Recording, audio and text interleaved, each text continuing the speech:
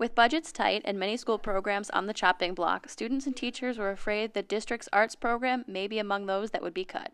But Kevin Durkin, Assistant Director of Alternative Programs, says that's no longer a worry, but funding is tight. When those budget hearings were taking place and when students did go, I was there as well. The fear was, I think the initial fear was that the program would be cut, or the program would be outsourced to another agency. And I think the students' response was they recognized that this was their opportunity to graduate high school. As some of the students that spoke, they said that had it not been for the arts program, they probably wouldn't have finished school. We're not being cut. The program's gonna stay as is. Obviously, funding is an issue, although we're going to continue to be funded, and the district supports the program. The administration of the district supports the program. Teachers in the program say that it's not only a great thing for the students, but it's necessary for a school system. This is a program for students who, for a variety of reasons, have not been successful in a traditional high school. Some of them have been school phobic. Some of them have oppositional, defiant personalities. Some of them were chronic school cutters. Some of them are bipolar. Some of our students have had issues with either attempting or saying they're going to commit suicide. So we deal with a wide range of students. If something like this didn't exist, I don't really know where many of you guys would be, right? Where many of the students would end up. I think some would have dropped out. Others, would have just not went to school and ended up, doing something that would have harmed them, or, been hanging out downtown and got arrested or something like that. So I think that we are necessary. This is the type of program that is available in most school systems.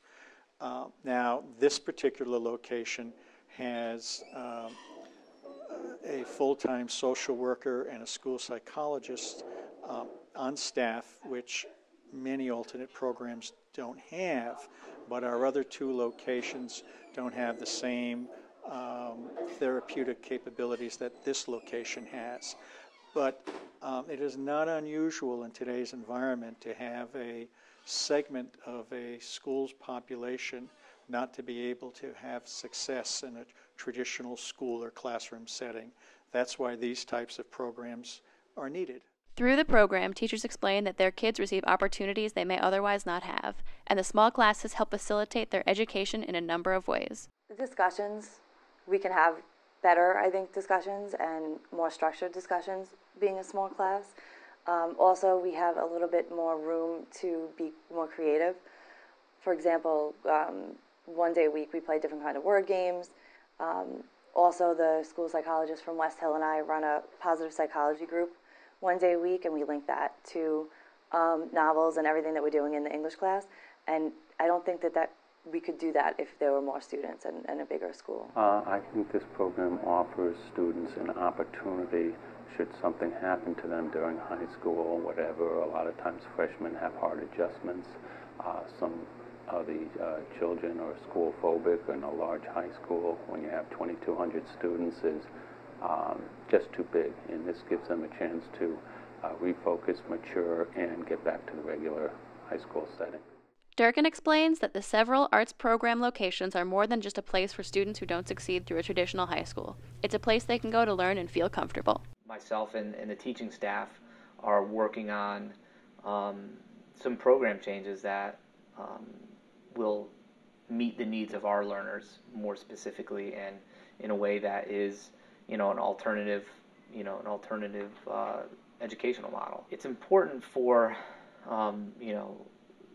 big picture wise, it's important, to give the students the opportunity to be successful in school. Without a program like this, there's a number of students that probably would fall through the cracks or would not finish school. as a district, it's important to have something in place to support those students. In regard to the district schools, it's important to be able to support the work that the teachers and administrators are doing in those buildings, and to be honest, that some students don't work out. They can't attend a building of 2,000 students, which is okay. I mean, but you have to have a program in place to provide those students an equal opportunity at education.